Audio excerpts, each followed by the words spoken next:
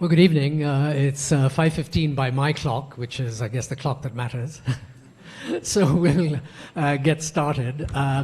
Welcome to this talk by Frank Lavin. I'm Kanti Bajpai, and I'm Vice Dean Research here at the school.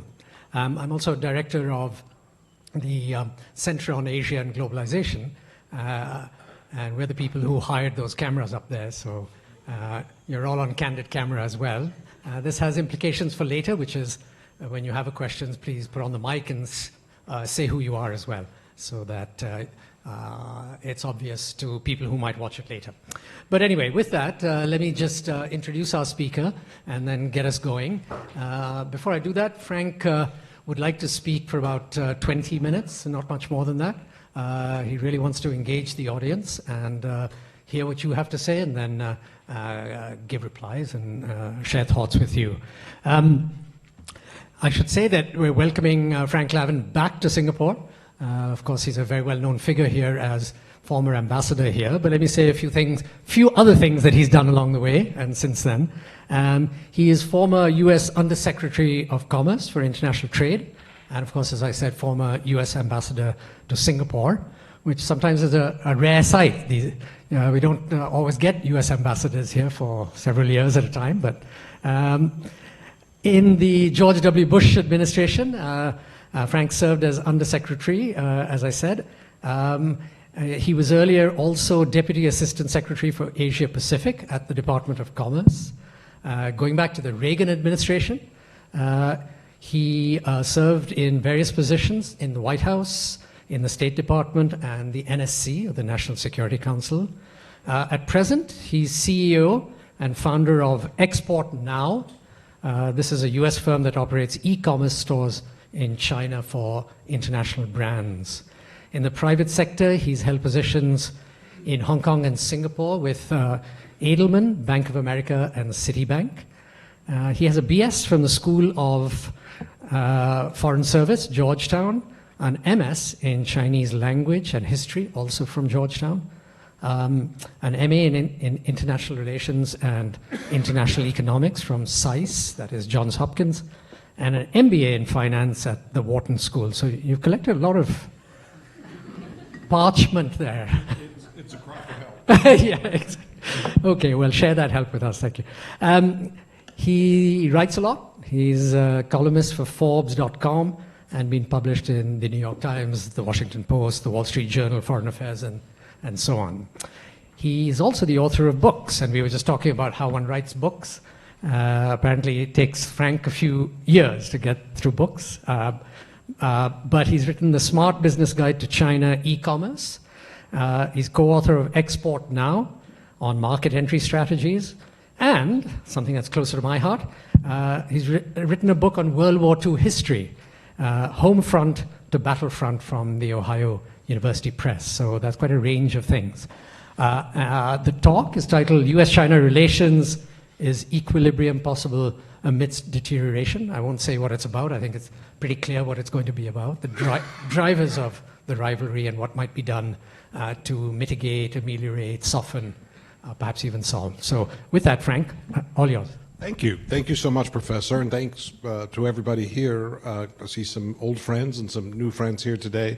Thank you for talk about what is surely sort of the most pressing foreign policy issue we're looking at, which is sort of a definitional question, because I would say there are different states in the world with different agendas, but of all the major powers in the world, all the top 10 leading economies in the world, or the top 10 military powers in the world, almost all of them are status quo powers. And I would say that China is an ascendant power. China is a little bit different. China is still defining its international role. So it becomes then an object of speculation, of fascination, of criticism, of praise, because it's still sorting through what kind of international role it should play. And it's a delight to be back at the LKY school, where there are a lot of smart folks who can help think through this question. But here's how I want to frame it when we're looking at U.S.-China relations. What happened? What happened after decades of engagement? After decades of state visits, official dinners, cabinet meetings, congressional delegations, boom in trade, boom in investment, boom in tourism, boom in student activity, extraordinary growth by all sorts of positive indicators of engagement, relations have deteriorated, indeed soured. So how could this happen if over several decades the amount of integration and contact and familiarity improved, if China moves into middle income status, if our premise is, let's just as an operating premise say we believe Chinese leadership is basically intelligent and rational and trying to promote their national interest, and we would accord the same courtesy to U.S. leadership. So how could it happen? Why would there be this deterioration if everybody is, more or less rational and everybody's sort of working together more? It's highly counterintuitive. And I think if we went back any time 10, 20, 30 years ago and said, here's my projection, that all of these indicators are going to move the right way, so to speak, and the net effect is going to be a bad outcome, we'd say that's really sort of impossible, isn't it? You can't have this kind of ongoing improvement at the micro level and have a collapse at the macro level. But that's where we are. So what happened? But this suggests to me that there are drivers in policy beyond statecraft, that it's not simply the decisions that leadership makes in countries that determine outcomes. And there are a set of other factors that are driving state behavior. And I want to touch on 3 of them in my remarks, and then I want to offer some ideas for maybe some modest steps. Because the silver lining at a point where relationships are not good is that even some modest steps might help build back some trust or start some positive momentum or allow the clouds to clear on some issues. So I'll wrap up with that. But let me touch on the 3. I think there are 3 drivers, as I said.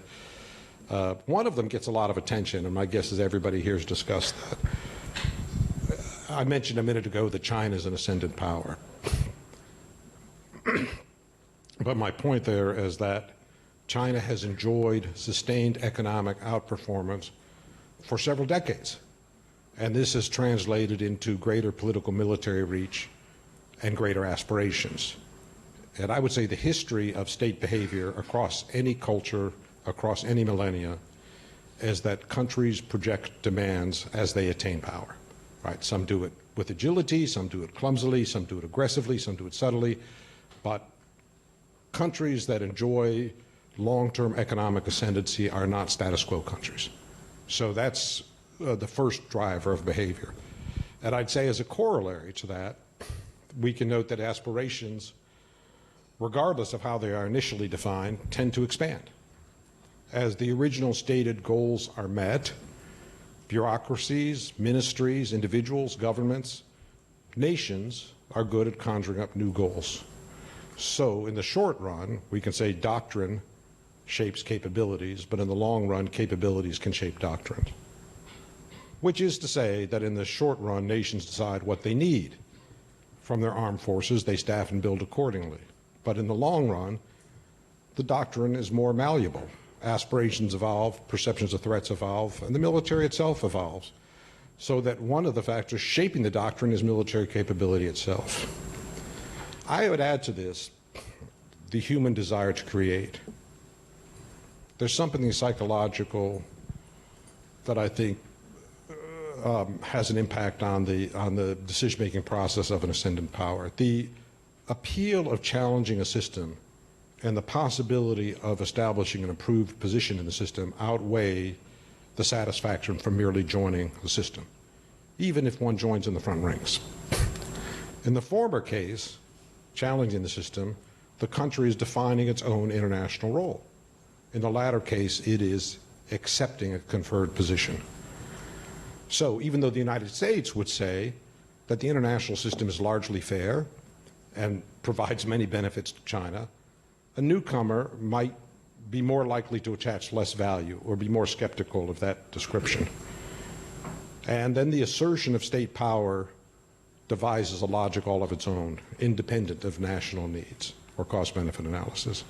By the way, what I just described, represents quite a shift in Chinese foreign policy from the principles articulated by Deng Xiaoping, Tao Guang Yanghui, which is normally translated as hide your strengths and bide your time, which in the abstract we would think, well, that's what an ascendant power is likely to do. If time is on your side, there's no need to force an issue, right? You just sort of be patient about things and you're growing anyhow.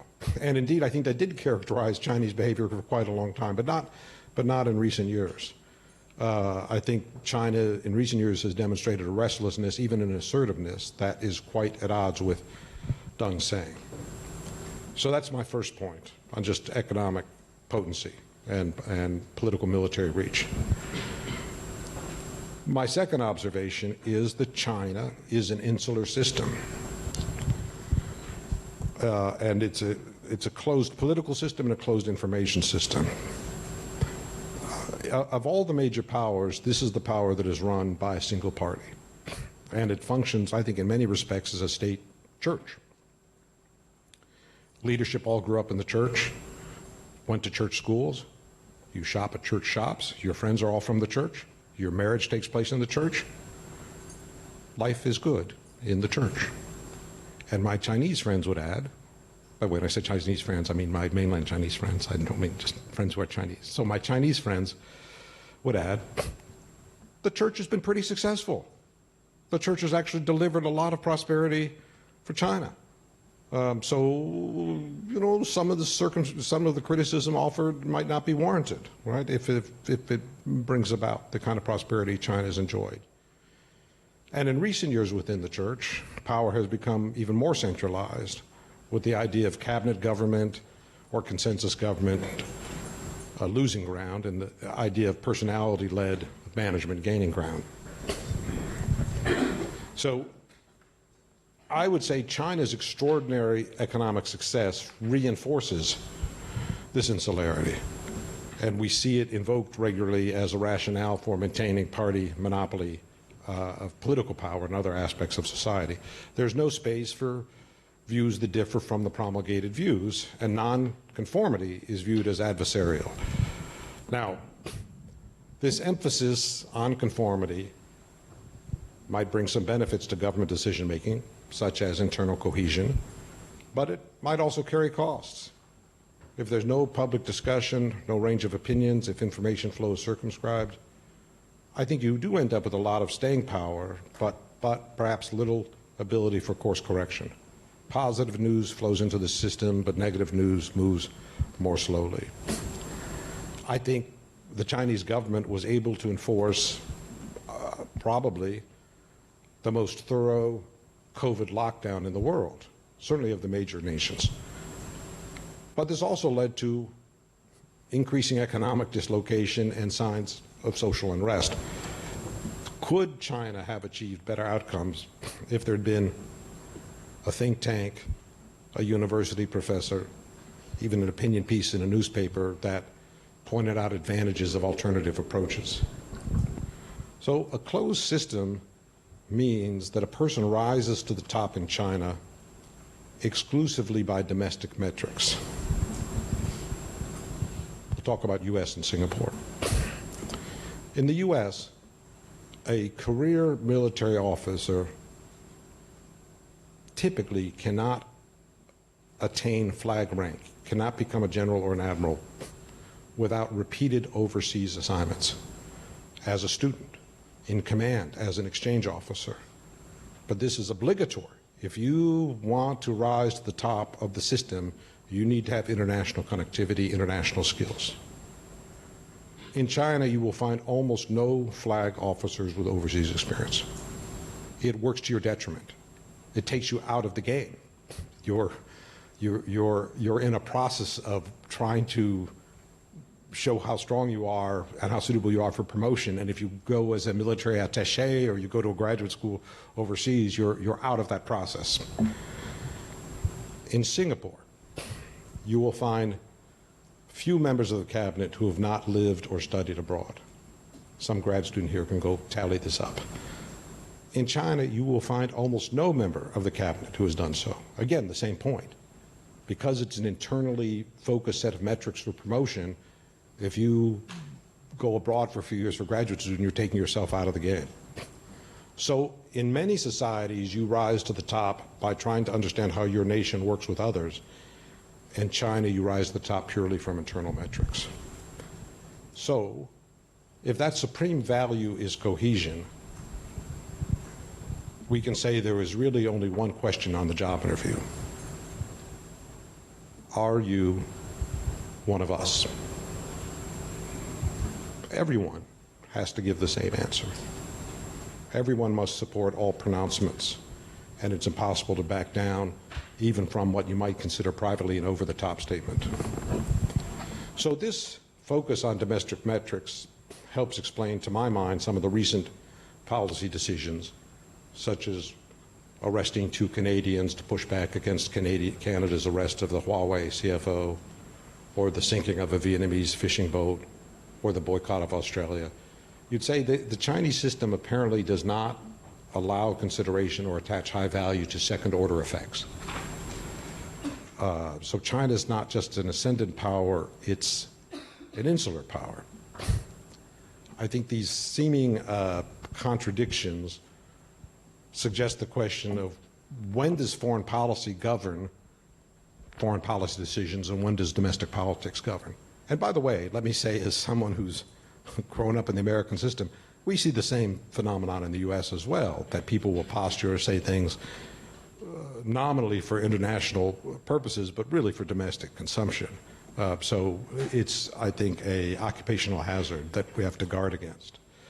So my second point was insularity and a closed political system. Maybe a third and final point. Throughout Chinese history, the international system did not provide security. Only hard power provided security. So I'm making a historical point. We can sum up a few thousand years of Chinese international relations with 2 simple statements. The first statement is that China has never said to an approaching power, "We're glad you're here." Because the harsh lesson of Chinese history is that you improve security by being stronger than your neighbors. When China was not stronger than its neighbors, it was a subordinate power, and it risked being victimized. So there's not much history of China achieving stability through a balance of power. There's not much history of China and its neighbors treating each other as equals, or building a relationship based on trust and mutual benefit. An Asia security system based on inclusion and compromise has never really existed, although, before you point out something, although I'll say there are very important subunits like ASEAN where such an approach does work. But China's never participated in such a system. So I would say China has absorbed the lessons of history. The U.S. has also absorbed the lessons of its history. The U.S. has only recently been in international leadership positions, only I would say for about 80 years. And the 2 enormous successes of the United States in that period came through managing international coalitions against global threats. So now we have 2 alternative theories of international behavior. Do you seek stability? Do you help yourself through supremacy? Or do you seek stability through a system that provides each nation with benefits and incentives to maintain stability? So in game theory, we would describe the systems-based approaches and some. Any nation can join or benefit, and such participation does not weaken the participation of any other nation. You are secure, and your neighbor also feels secure. You are secure because your neighbor feels secure. In contrast, we would describe the strategy of supremacy as zero-sum. As you enhance your security through a buildup, you necessarily promote insecurity in your neighbor. So a minute ago I said there were 2 simple statements that could describe China's approach. One is China's statement to an approaching power that China never said, "We're glad you're here." The other statement is neighbors of China have rarely said to China, "We're glad you're here." So the same history that makes China disenchanted about approaching powers might also make neighbors disenchanted about an approaching China. So, if we sum this up, the three drivers: geopolitical ascendancy driven by economics, insular politics and information system, and competing political systems characterized by the primacy of hard power. These are likely to continue. These drivers of international behavior are likely to be sustained in the near term, even though I think most analysts say economic growth is likely to taper. But this tells me the elements of friction we see today are likely to persist for the near term unless statecraft is brought into the picture, unless leadership in Beijing and Washington actively seek to improve the situation. The abstract drivers of behavior are more negative than positive. So let me close my remarks with a few thoughts, a few baby steps that both Washington and Beijing could take that might provide a better framework to improve relations.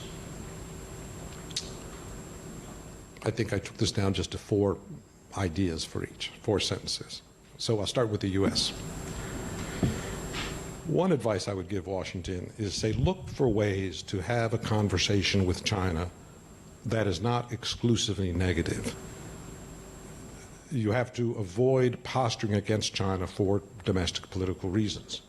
But if the messaging from Washington is 100% negative, the only conclusion that can be drawn in Beijing is there's no real interest in a relationship. There's simply interest in denigrating us for domestic reasons. And we cannot respond or engage with a party that is only offers blanket criticism. So that would be my first bit of advice for the U.S. Second bit of advice is, look, I think it's fine to protect Taiwan's current status, but I'd say be careful about inadvertently promoting Taiwan independence. And because the U.S. system is so diffuse and there are backbenchers who speak and a federal system people speak and all sorts of voices saying all sorts of things, it's easy to draw wrong conclusions, but at least make sure that leadership and the central government understands this fundamental truth. The third point I'd say is reduce the centrality of China trade friction by seeking improved trade relations in Europe, Southeast Asia, and elsewhere. That if all you're doing because you view China as being unfair trade, if you're devoting all of your trade efforts to solving that problem, that is called playing to your weakness. You really ought to think about playing to your strength. Who is most interested in collaborating with you, working with you, improving trade relations with you?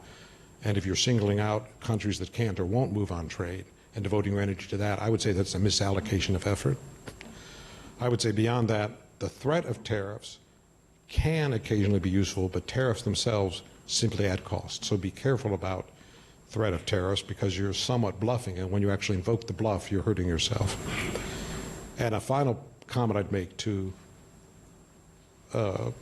Washington is maybe a bit off topic, but I'd say allowing Russia to prevail in Ukraine, I think, will cause some in Beijing to draw the wrong conclusions about U.S. perseverance and military commitments. So I think you increase prospect for instability or friction in Asia if Russia prevails in Ukraine. So those are my 4 comments to the U.S. 4 comments to Beijing. 1, trade sanctions should be used judiciously. Employing them as a routine response to insults or perceived insults might hurt China more than it helps. I would say, secondly, full-throated embrace of Putin also might hurt China more than it helps, with repercussions in Europe as well as the U.S. Third, I would say, solving any of the territorial disputes in the South China Sea would reduce an issue and would send a signal about China as a good collaborator. And fourth, I'll go back to my general remarks, look for ways to broaden the international orientation of decision makers, putting the foreign ministry in the Politburo Standing Committee, sending mid-level officers overseas for tour, and allow overseas education to count toward promotion tenure in the promotion process, weight that as a metric. So you have a more broad gauge. It's a leading power. It needs to have the capabilities and aptitude to deal with other countries in a regularized setting that it has not historically had.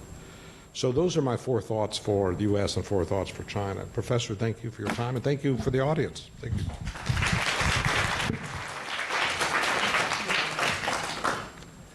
So we have lots of time. It's 5:41. We're scheduled to go to 6:30. So all of you very talkative people, please do get going. We're recording, as I said. There are mics in front of you. Do hit the button, introduce yourself, and ask your question. I think Frank's given us quite a bit to work with. You may like or not like what he said, so take that on and let's get a discussion going. Do I have a bid? Please go ahead and say who you are, and then the lady in the back. I'll take a couple at a time, if that's okay. And then... Good afternoon. This is Caroline, just an interested member of the public. Thank you for your time today, Ambassador.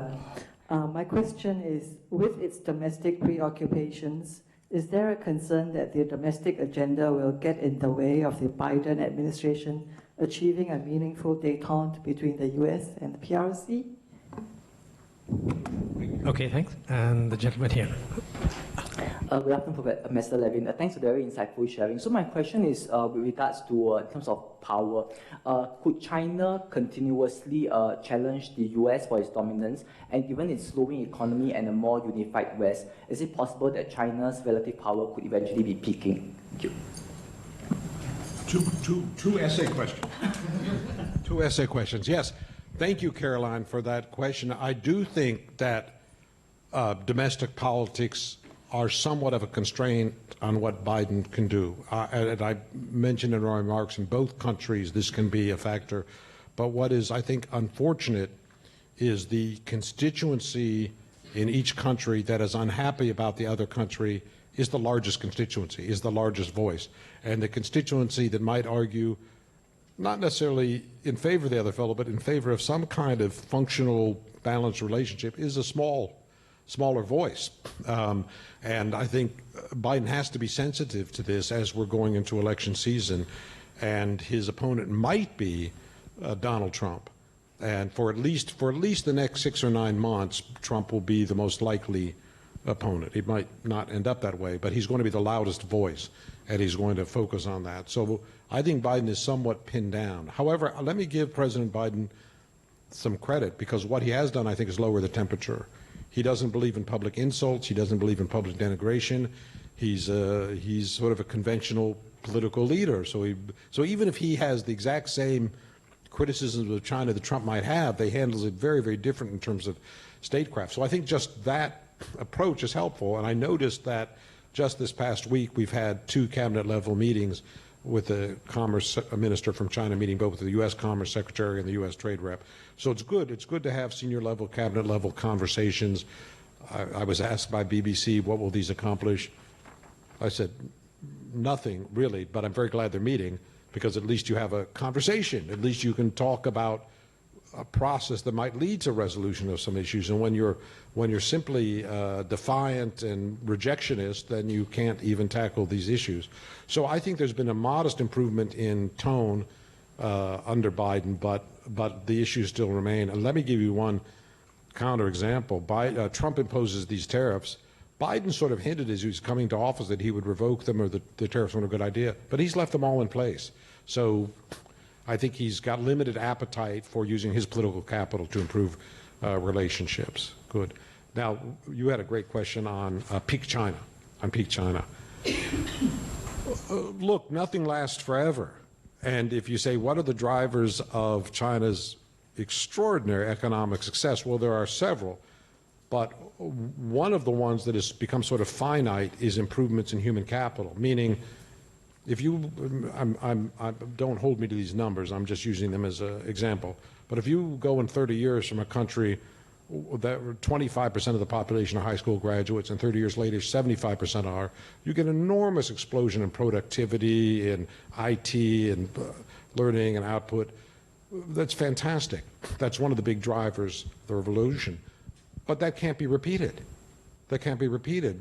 Yes, you'll get marginal improvements in college attendance, but you're not going to have that extraordinary leap in productivity that you had because of high schools being built out and mandatory high school attendance and so forth. So at some point, you start to hit ceilings. If part of the inward investment was driven by labor arbitrage, just low-cost labor, fantastic, good for China, took full advantage of that. But at some point, you're bid out of the market. And indeed, manufacturing workforce is declining, and we see companies moving textile and apparel, low-end manufacturing offshore.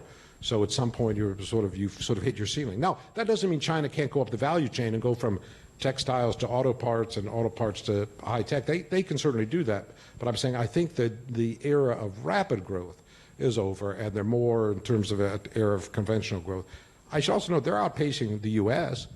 But that gap isn't as grand as it has been. So I think there are sort of constraints on that economic curve that they're getting near peak. But I think they could outperform the U.S. for the near term. For 10 years, they could do it. So it's tapering. I think it's tapering, but it's not over. Yeah. Excellent. We're off to a good start. Yes, sir. Thanks. My name's David, and I'm writing an article for the school website based on this talk. You had 4 great baby steps for China recommendations, but then you also said that it's a closed system and there's not a method for taking in new information. Yeah. So do you have any ideas or any ways, any ears to whisper into that you would try to get these ideas to someone who might listen? I have to say, I think we should all be modest about what impact a talk, even at the LKY school, might have. So, but no, I think few members of the Central Committee will read this. But what I'm trying to say is, I had the opportunity to spend half my career in government, half my career in business. And in government, there's sort of 2 pillars of leadership. One is to articulate a vision, but the second aspect, which we sometimes forget, is how do you create a consensus for action? What is feasible within the system? Right? And so what I'm trying to do is put forward ideas that meet that second set of criteria, to say I'm not looking for radical change or huge alterations of the Chinese system, but some of these things are rather modest steps. But if they simply said to move the foreign ministry to the Central Committee, that would be a useful step. That would put foreign policy more front and center. If they said, we don't think we have to respond with formal boycotts when another country says something that rankles us. We think there's probably that would be a step ahead, right? But I think that would have to be approved from very senior levels in the system, because if a mid-level officer did not respond, he would be viewed as weak. It would hurt him, I think, in his career. So somebody on the tippy top has to say, we don't like what this fellow's saying, we disagree with the thrust, but we're not going to respond as a matter of policy every time somebody. So, China is the second largest economy in the world. It might, as per the previous question, it might be the largest economy in the world in 10 or 20 years. So I can tell you 2 things that will happen. China will get more applause than it has ever received in history, and China will get more criticism than it's ever received in history, because it's the biggest economy in the world. And you can't twitch every time somebody says, I'm unhappy about X or Y, because it's a massive continental power. It's always going to do something that somebody might criticize. So you've got to say, that's one of the aspects of being the size it is that it plays a kind of role that engenders a kind of response. Very good. I've got a question right here in the front row. Please do line up questions. Otherwise, as a professor, I'll start asking questions, and I don't think you want that too much. So, and I've got one person there as well, and the lady here. So we'll go with you, sir. 2 related questions. Go. To what extent in the public discourse between China and the U.S. Could you just say who you are as well, just for the recording? Sorry. Apologies. My name is Michael Kuan. I'm a lawyer. I used also to be a part-time ambassador for Singapore to various countries. To what extent in the public discourse between China and the U.S. has the Taiwan Relations Act been a sticking point? Not just the overall general relationship, but this particular act in question. Assuming that it is some kind of a sticking point, what is the likelihood that in the short term, maybe even in the medium term, that is something that the U.S. side might be willing to give up to improve the relationship? And did you have another? You had a second question. Did you have a second question? That's the second question, Oh, okay. which rests on the assumption Got it. I don't think the China's main sensitivities about Taiwan and U.S. involvement in Taiwan are on the Taiwan Relation Act. I think if you went back to when the act was passed at the end of the 1970s, beginning of the 1980s, I think you would see a lot of that because it defined the relationship. I think their sensitivities now have to do with perceived mutation in a stable relationship. I think they say the relationship is basically stable, basically status quo, but if the U.S. deviates from that, if the U.S. wittingly or unwittingly tries to improve relations, that there's a synthetic sovereignty granted, or Taiwan aspires to creep toward that, and the U.S. accommodates that. I think they're enormously sensitive to those kind of movements. But if we sit down 10 years from now and say nothing's changed in the U.S.-Taiwan mainland relationship, I think Beijing would say that's a victory. That's a victory. We just don't want these fellows to stealthily try to claim some kind of false sovereign status, and the U.S. to somehow accommodate that claim. So I don't think the act itself is the problem, and I don't think it's realistic that it would be repealed. I don't think there's a constituency in the U.S. that would say, and it's hard to see how the U.S. would improve its relations by repealing it. It would be viewed as accommodating China, and I would say probably a majority of opinion in the U.S. is sympathetic to Taiwan. Even if it doesn't favor Taiwan independence, there's a lot of just sympathy for what Taiwan's built and so forth. Sorry, just one last. Is there a difference between the position of the two political parties on this? Is one party more in favor of Taiwan's side than the other? I don't think so, although historically there were certain individuals, because I'm thinking Bush 41 had a sort of a personal orientation toward Beijing because he served there. And of course, Nixon opened China up, and Jimmy Carter formally established the diplomatic relations. So there were certain personalities who felt some type of connectivity to Beijing,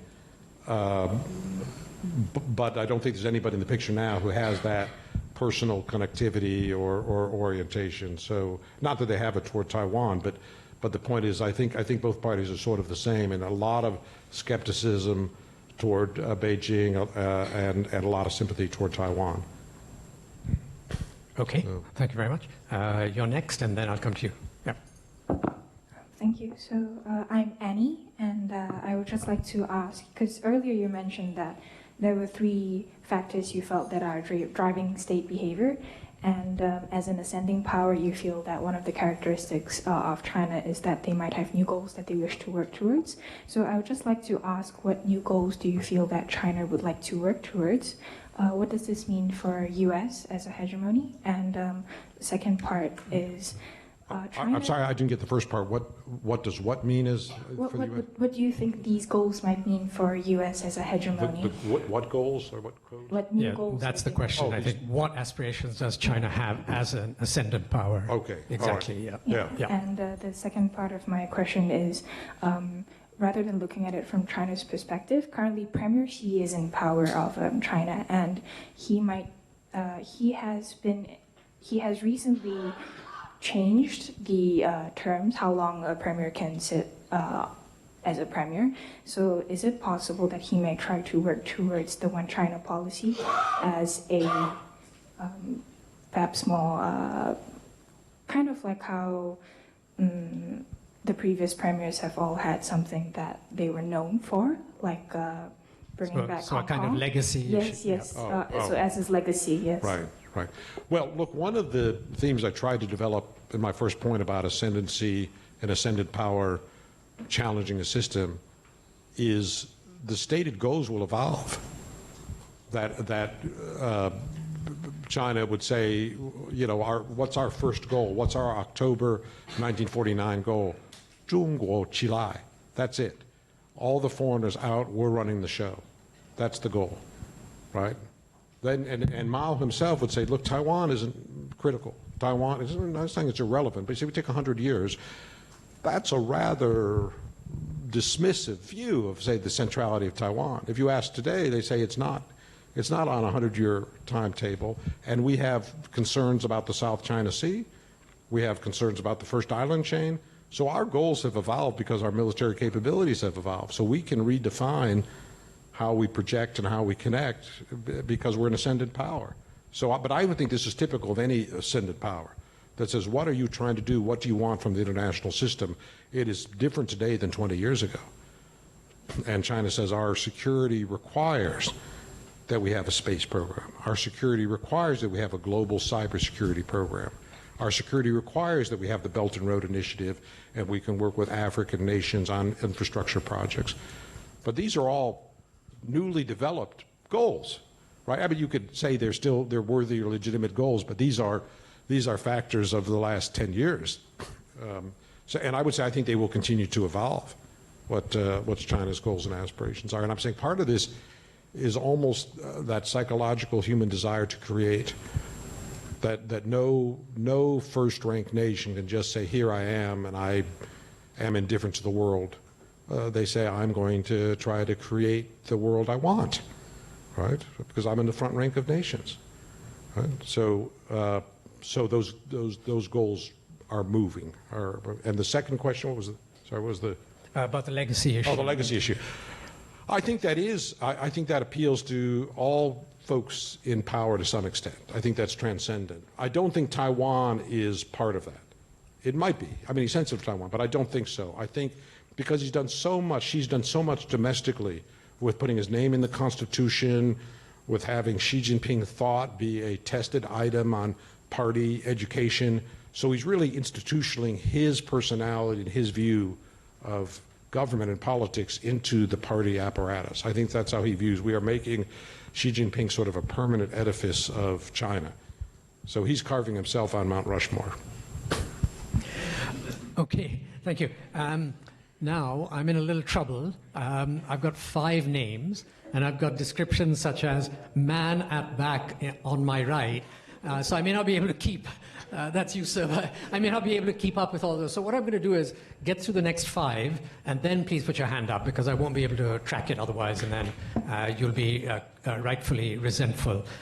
So I'll have the gentleman at the back there, and then I'll... Thank you. My first question was... Just say who you are and where you're from. Sorry, I'm Saurabh, just a member of the public. My first question was, could you help us decipher what really de-risking would mean, or when we talk about China-US relation, right? You know, in the last G7 commentary, that moved away from decoupling to more talking about de-risking, right? What does it really mean in practice from an economic standpoint? And I'm talking in context that, you know, as we speak, you got Jamie Dimon sitting in China talking about, you know, investing more in China. You got Elon Musk sitting in China at this very point in time. You know, Tim Cook was talking about, you know, we really can't decouple away from China just 2 days back. So when you look at the commentary coming out of the business leaders, it's very different, right? So I'm just trying to really understand what it would mean, right? So that's my first question. Now, my second question would be, again, related to Taiwan, which is obviously the hottest topic, right? We can kind of agree that Xi Jinping wants to go down as the goat of the Chinese Communist Party, right? So, and getting Taiwan back to the motherland is probably something which will cement it, right? So, and if you read anything that he's written, that it would indicate that, you know, he will leave no one stone unturned to achieve that. If I don't know what form or shape that will take, right? And probably nobody knows, right? I guess, but what would be the U.S. response? Would it be? Are we looking at a Ukraine-like situation where, you know, if the Taiwanese do decide to fight, who knows? Or you think if it could be a peaceful resolution? And could it give us some sense on that? Yeah. Thank you. Okay, great. Yeah. Look, thank you for that de-risking, decoupling question. And I probably should have, that's so central to the current debate on China, I probably should have put that in my remarks. So thank you for that. My view is that in general, businesses should make decisions based on the logic, the business logic in front of them. So if they want to invest in a market or sell in a market or source from a market, they should be able to do so according to market forces. And of course there are exceptions to that. One exception is going to be national security, and there's a close connectivity between national security and tech. So all of this is what's flared up in the last few years. And I think there was a recognition by the policy community in the U.S. that a blanket statement or goal of decoupling was not realistic and not helpful to the U.S. economy. Simply saying they are sort of immutable adversaries and we want nothing to do with them is a bad premise and bad logic to get you bad outcomes, right? And it's a policy based on pique, not on rationalism. But so you've got, I think, a more refined version of that in de-risking to say, all right, we're comfortable if you're in the consumer space in China. I'm in the consumer space in China. We're comfortable if you're F&B in China. We're happy with tourism. We're happy with students. We're happy with development and construction. There's segments that we're different to, but tech, dual-use technology are going to be restricted, and we're sensitive to that. So there's all sorts of concerns and debates and initiatives in Europe as well as the U.S. and Australia and elsewhere about should Chinese tech firms or system-wide firms have free rein in the U.S. And look, it's a federal system, so you're going to see all sorts of people weigh in with all sorts of ideas, some of which might make sense, some of which might not be constitutionally valid. I think one state in the U.S. passed a law saying we are banning Douyin. Now, I don't know the law, but that in itself, as I just articulated, strikes me as unconstitutional that you can't do that. But they might have come up with some clever backdoor way of doing it. So that issue will persist, I think. But I think in general, the center of gravity in the U.S. is if there's not security sensitivities or if there's not big data or tech applications, we're comfortable with back and forth business between the two societies. Taiwan and legacy, I am skeptical of this theory. I think the question was more, what would be the U.S. response to a Chinese move against Taiwan? Yeah. Yeah, I have trouble seeing it. I have trouble seeing it. I mean, I have trouble seeing China doing it. And I think it plays a huge role in Chinese domestic politics.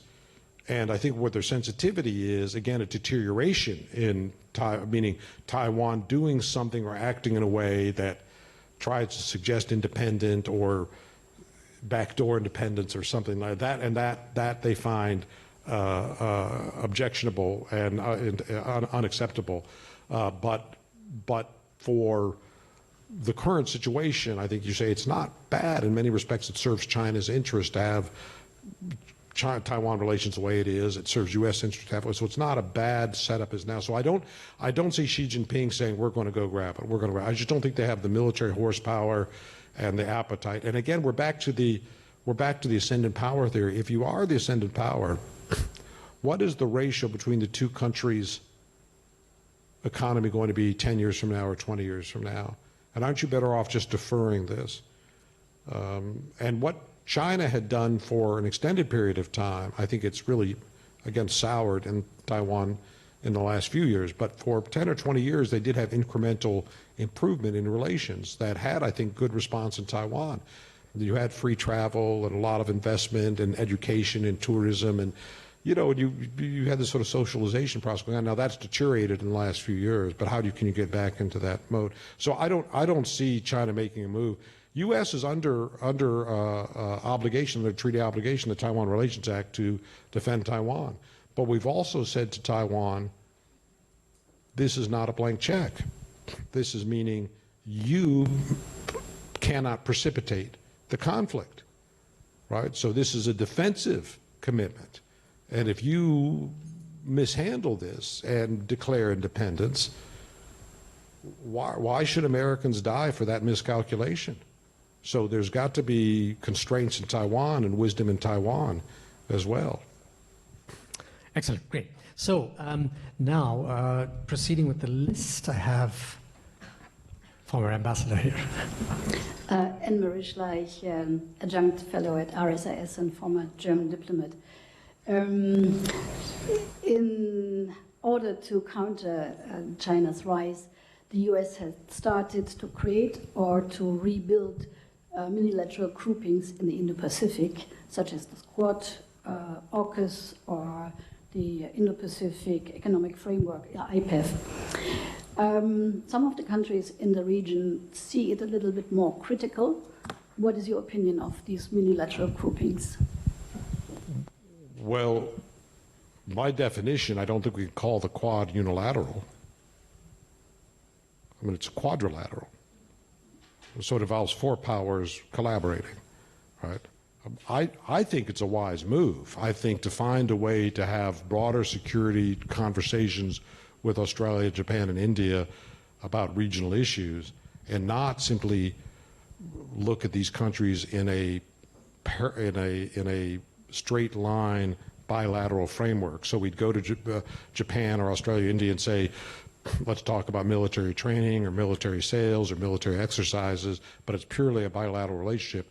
I think that's a limited value. It's far more useful to say these countries should all be aware of the region and all be aware of possible areas of collaboration with other countries, and there should be working relationships with like-minded nations. I think we have a more stable region. So I think it's a useful step up. And I think the big victory in that, if you will, is India, historically a neutral power, saying we've got concerns about the direction of the region, and we see a more natural fit with Japan and Australia and the United States rather than pure neutrality or that historical Soviet relationship that they, for most of their independence, they were strongly oriented toward Moscow. So that's a huge shift in their orientation. And I'd say the same logic behind AUKUS. If we can help Britain play a role in the region and help Australia coordinate with Britain and the U.S., I think we're all better off. So I compliment the one initiative. We're all on the record. Right? The one initiative that is lacking is trade. There is very little to talk about in terms of U.S. trade initiatives, and there's no appetite for liberalization or integration on trade, which is unfortunate. And I say I can't criticize China. China is moving with greater agility on trade issues, free trade agreement with ASEAN and the new revised TPP, trying to get into another trade initiative. So China is showing greater dexterity and greater initiative in cultivating trade relationships than the United States is. Okay, lady in front here. Hi, my name is Grace, member of the public. My question is, a premise of a lot of these talks is that we should improve U.S. and China relations. And you mentioned earlier that China doesn't like the current system of rules because it's an ascending power and wants to create its own rules. But perhaps a more accurate portrayal is that China likes to take advantage of the current rules without being required to comply with the rules. For example, it's been a member of the WTO for more than 20 years, but then its market is still closed to many foreign investors. So to what extent, there are areas where we've identified for cooperation, like climate change and so forth, and obviously everyone wants to avoid war. But to what extent is it worthwhile to engage China, given that it doesn't live up to the promises it's signed up to? Yeah, look, I think I agree with a lot of what you're saying. Look, a lot of international architecture is premised on good faith behavior because there's not really enforcement mechanisms. I mean, if Greece decides not to abide by international commitments, you can't sue Greece. You could respond with reciprocal but there's, it relies on Greece being a good faith actor, which I think Greece is.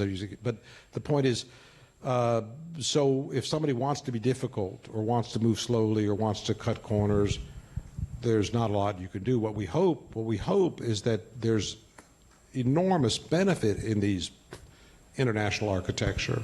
So there's enormous incentive, there's common goods, there's public goods in international civil aviation and standardized bills of lading. So we should all try to play by the rules. We're going to be better off. And I think you're right. I mean, China, I wouldn't say they're cutting corners, but they historically, of all the major trading powers, they have had less of an appetite for liberalization.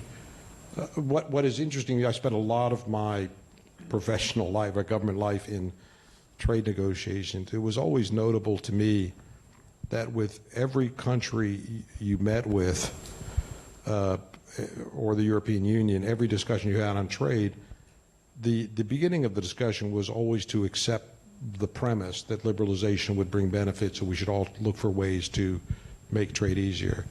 China was the exception. China would not accept the premise. they would say, you are seeking a concession from us. We are doing you a favor. There was very little thought articulated that say, well, it confers benefits on you as well if you have less expensive inputs and lower inflation and greater consumer choice, access to technology. I mean, this isn't, nobody's cheating you by selling you goods you want. So, but it was striking to me that you could have this conversation with any, the poorest nations on the planet and the richest nation on the planet. They all say, of course, we're looking for a way that we can move trade. And China was just skeptical about this. So I put that down as sort of a Marxist legacy problem they had, that they weren't fully come to terms with it.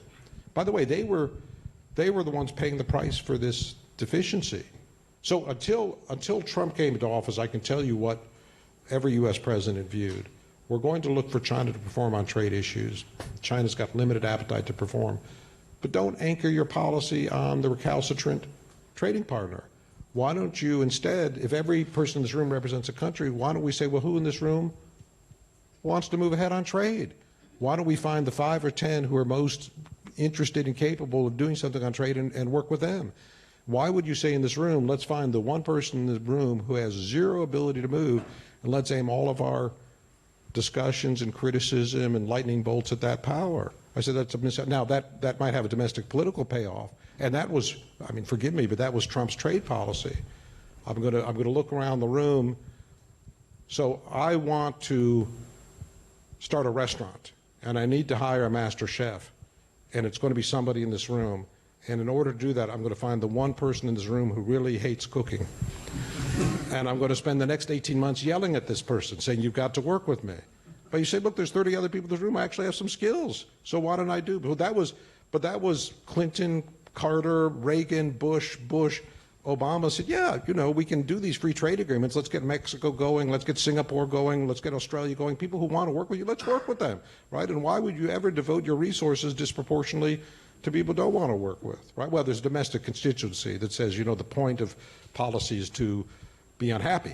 And you've got to find who in the room makes you the most unhappy and spend your 4 years being unhappy with that person, right? And I say, I don't know if that's a wise allocation of resources, right? Why don't you find who in the room makes you happy?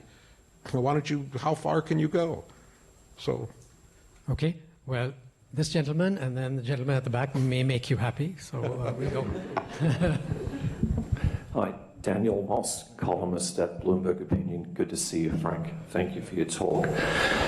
When trade relations between the US and China began to most visibly deteriorate early in Trump's tenure, there was a search for the trade war winners. You know, and Vietnam was said to be at or near the top of the list. We don't hear so much about a search for identifying winners anymore. Where do the so-called winners stand? Was it all just heat of the moment stuff, or was there more substance? No. Let's take one more, and then time is beginning to tick now. So yeah. Hi, my name is Max Paranti. I'm part of the public. Okay, I have two questions actually. The first one could be a little bit funny, and I apologize for that. But I would love if you could explain why the U.S. seems to be so unprepared for the first factor that you described, the fact that China became so more powerful and. I mean, to me, it looks like a bit like a father who's surprised looking at his 20-year-old son and say, why don't you play with sandcastles anymore? Why do you want to have parties and a girlfriend, you know? So this is kind of unexplainable to me. I think everybody saw China coming. So how can it be that the U.S. wasn't prepared? I'd like to know that. The second one is, how do you see how does U.S. sees Singapore now and in the future in the context of the U.S.-China relationship? Thank you. Thank you. Thanks. Let me start on the. There's been a shift in U.S. trade activity, but what is hard to do, per your question, is to what extent can you ascribe that to the tariffs with China or friction with China? But there are shifts underway. So U.S. trade with India, Vietnam, and Indonesia is outpacing growth in U.S. trade with China. But U.S. trade with China is growing. This will be the highest year ever of U.S. trade. So despite the tariffs, despite the friction, it's hitting high. So there's a commercial logic there that overwhelms the friction, which I find is a positive sign. But it's growing faster in places where there isn't the friction. But a word of caution is there could be other reasons. I mean, it isn't, India is moving into middle income status. And as a U.S. product slate tends to fit middle income. So China attained prosperity earlier than India. So there's other reasons that might explain what's going on. But we also see there's probably, I don't think there's a lot of active disinvestment in China, meaning people actually leaving or shutting down activity in China. I think there's very little of that. But I think there's reallocation, meaning you might have the majors, and I'm not speaking from knowledge, I'm just using this as an example, but you might have the majors like Foxconn or Apple or Nike or Levi's saying no more additional production in China, and let's look at other markets so we're not overly concentrated in China. But that's very different than disinvestment, right? That's just a rebalancing, or over the next 5 or 10 years, we want China should not constitute more than 50% of our global production or something like that, which I think is just risk management. So I think there are patterns that are unfolding, but it's difficult to ascribe the prime cause to that. Good. Now the questions, other questions were on... why was the U.S. unprepared for China's rise, and the view of Singapore from Washington? Yeah. I'm not sure I take the premise. I'm saying I worked, for example, in government on the issue of admitting China to the WTO. And we said this will be enormously to China's benefit, but we think it'll also be to the world's benefit. I think there might have been a segment of people looking at that who were a bit, would also then project that into politics or evolution of Chinese society. I never held that view. I just said it's good if China enters the WTO, even if maybe it does cut corners on some of the rules or move slowly on some of the rules. It's better for all of us if China's in the WTO. But was that a mistake? Would you have said China shouldn't be in the WTO and we're better off, U.S. is better off if China's not in the WTO? No. My question is just that I find I can't explain whether America looks at China and its demands now as something surprising. As a father, I'm not surprised that my son is 20 years old and he has different demands. So is U.S. surprised that China has different demands at this level of power and economic might? Or it's just they couldn't help? That's the question. Well, I tried to express in my comments that it's almost a universal truism that as countries attain economic power, this translates into political reach and military capabilities. And there's, I think, almost no example of a country that has not observed that. But I also said, in the same breath, some countries have greater agility or a different time horizon, are able to do that without causing problems. So it has a lot to do with statecraft and the ability to implement your policies. So I'm not surprised that China wants to play a bigger role in the world. I am surprised when there's sort of arbitrary actions that I don't think help its security, like arresting 2 Canadians and throwing them in the jail. You say, what did you think was going to happen because of that? Did you think Canada was going to fold and say, you got us? I mean, or do you think everybody in Canada just becomes unhappy and Canada allocates more resources to Pacific military presence? I mean, why did you, so it's a self-defeating policy if you go through life sort of stepping on toes. So I am a little surprised at that kind of behavior, but it tells me that there's nobody in the system who can advocate restraint because you look weak in the face of being challenged. And so there's a domestic requirement to show firmness, and firmness appears to us to be bullying or hardship. So there's an odd dynamic there that doesn't serve China's own interest. I think you're right, I guess, that we should all fully expect China to aspire to a global role or a broader role. But I think there were ways to do it that took me by surprise. Yeah. Okay. But the difficult question for you, which is how does Washington Singapore. look at Singapore? With joy. Well, I do. I'm always glad to come. I've got a special place in my heart for Singapore. And, I served here during, sometimes we had SARS, and we had this extraordinary post 9/11 Jamaah Islamiyah efforts to attack the U.S. Embassy and other places in town. So it was a high point of sort of testing a relationship and testing a friendship, and it was a very meaningful time. But what I would tell anybody in the United States is the fundamentals of diplomacy is you want to go as far as you can with as many people as you can. You want to cultivate the best possible relationship with everybody on an open-ended basis. With some people, some countries, the divergences are so great that it's hard to make any kind of headway. North Korea. But most countries, you've got at least some common ground, some joint aspirations, some areas of commonality. You say, well, let's play to this common and let's see what we can do and what we can build out. And most countries, Singapore being a very good example, value that international connectivity and see all sorts of benefits from, as we would, in having friends and relationships around the world.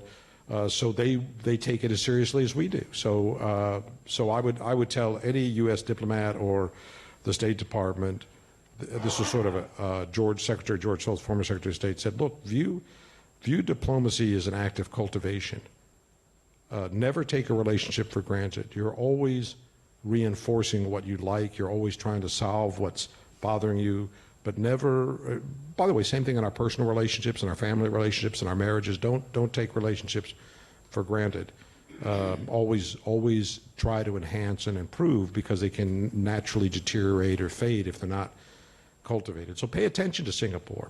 Pay attention, and that means showing up. We've got minister-level folks coming in tomorrow for the Shangri-La Dialogue. That means make sure that Singapore leadership gets a great welcome when they come to Washington. That means finding areas of common ground and just always keep building out sort of the good news that we have. So I would just say take the job seriously and don't take it for granted. Okay, 3 last questions. We're running out of time. Sorry, so I'll have to come back to you. I have 3 others, so we'll see at the end. So I have Thomas here, gentleman right in front of me, you in the black T-shirt, sir, and then back to you if there's time. Yeah. Okay, so Thomas. Hello. Keep it tight now. I think. I'll keep it real tight. I'm Thomas Manjiri with the LKY School. I just want to shift gears a little bit. Let's go to the Middle East, because China has made some inroads as a peacemaker there recently between Saudi Arabia and Iran. And I'm just curious if you could talk a little bit about the implications for the U.S.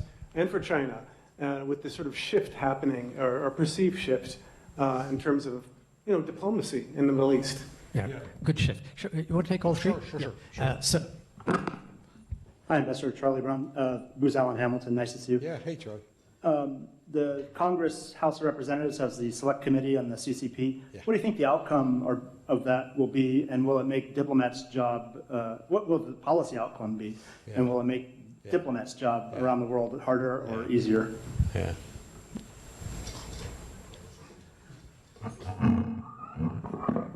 Hi, hello, sir. Tommy from the OCBC Bank. So I would like to add on this trade topic just now you mentioned. So despite the slowing trade between the US and China, but what we are seeing seems like the trade between China and ASEAN has been ballooning, right? But it's kind of lopsided. So which means China export more to ASEAN than China import from ASEAN. So you look at the China's trade balance against ASEAN, it's really skyrocketed, right? So from your perspective, do you worry about that, or are you seeing some kind of the reroute of the trade between the China-US to China, ASEAN, ASEAN to the US? So yeah, that's my question. Thank you. Okay, we'll do the absolute last question. There are friends of the US who are puzzled by the recent lack of cooperation or participation by the US in the activities of the WTO. So is this a result of the US's attitude? Does the US not like the way that China is behaving within the WTO, or is the U.S. fed up with the WTO in general? And you've got 4 minutes. Okay, good. Thomas, good to see you. Thank you. Listen, that Mideast example is great, and it reminded me of the question we had a few minutes ago about what are China's goals. To say, boy, this is de novo. This does not exist in any view of Chinese history or any articulated speech by any Chinese leader, but they have capabilities. There's a little bit of a power vacuum there. The U.S. is no longer viewed as sort of the best mediator with some of the countries, and China can step up and play a role. So power abhors a vacuum, and China stepped up. But I think this shows we're going to just see China doing more around the world in roles that it has not traditionally played. You know, it's got a base on the Horn of Eritrea. It's got a facility on the Horn of Africa. I mean, so just doing more out of area than it's historically done, and I think we're going to see that pattern continue. Second question, Charlie, on the Select Committee on the CCP. I think it's very hard to predict what these folks will come up with. Are they doing this to put a spotlight on an issue? Are they actually trying to come up with specific policy agendas? But I think it does reflect this enormous political undercurrent in the U.S. that China is acting in a predatory fashion. And there needs the U.S., this is akin to the comment the other gentleman made, the U.S. is behind on this. The U.S. needs to get its game up. And that is probably where public sentiment is in the U.S. right now. So this is a manifestation of that. And there's always examples. There's always examples of something going on. I mean, the balloon that was shot down over the United States, there's always something going on. But I can't speak exactly what this committee is going to do and how serious and professional and thoughtful they're going to be, or how polemical and grandstanding. My guess is elements of both. I think the chair is a serious guy. He's a hard liner, but he's a serious guy. Third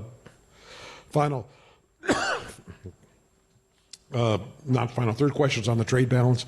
I'm always skeptical of using the trade balance as an indicator. I'm meaning, as a trade negotiator, what we tried to do was to say that we wanted as easy as possible for commercial activity to take place. Whether that activity does take place or not, or whether one country sells more than the other country, that's for the market to decide. But we don't want there to be government barriers to that commercial activity. So if everybody in Canada wants to buy U.S. baked goods, or everybody in the U.S. wants to buy Canadian baked goods, in government we should say we are indifferent to those two phenomena, and we would say to the American bakers, well, make better bread. I mean, what the hell? You know, why are you complaining to me if all of your customers are going to Canada to buy baked goods? You're doing something wrong, right? And if somebody says this is terrible, we've got a trade deficit with Canada and baked goods, we'd say, well, why don't you improve your work? Why don't you make something that somebody wants to buy? And why should we have a government policy for equality in baked goods across Canada-U.S. border? I mean, what in the world are we doing with that, right? I mean, I mean, you've got to be a little more sensitive when you say that publicly. But you know, I would not anchor my policy around a trade balance. I would not anchor it and say somehow Singapore is doing something wrong if it has a trade deficit with one country, and Singapore is doing something right if it has a trade surplus with one country. So I don't view that as a policy goal. Final question is WTO. Look, Obama had elements of this, but Obama also had a lot of charm, and Trump believed it more strongly, and Trump believes in sort of friction as a management tool. But there is growing skepticism between those two presidents, very different in many respects, but growing skepticism of the utility or the value of international engagement. So Obama really pulled back from trade initiatives, but Trump was actively negative on them and actively hostile to the WTO. And so the WTO's got a lot of other problems, I think. The WTO, given its size and complexity, really only moves when something else is happening that forces it to move. like the Uruguay round went through because NAFTA is a signal to WTO members to say, if you folks aren't going to move on trade liberalization, we're going to do it ourselves. In fact, my goal, you might like this, my goal is that we have a U.S.-EU free trade agreement, because then you have two decision makers and you really move the world economy ahead if you do that. But it just takes two parties to agree. Now, it's still pretty complicated and there's still all sorts of opposition to it, but at least with two actors. I mean, the fundamental problem in the WTO, unlike the international bodies, is there's no Security Council, there's no executive committee, there's no weighted vote like the IMF or the World Bank.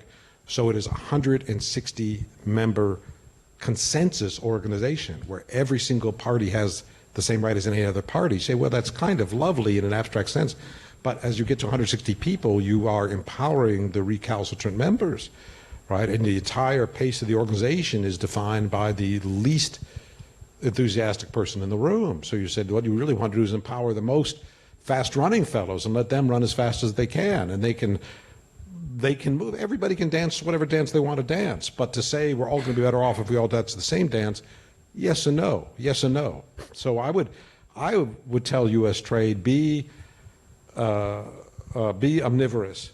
Have a WTO strategy. If we get something through there, fantastic. But have a bilateral and regional strategies as well, because you're going to go faster in the smaller number of decision makers, right? But Trump was hostile to the body.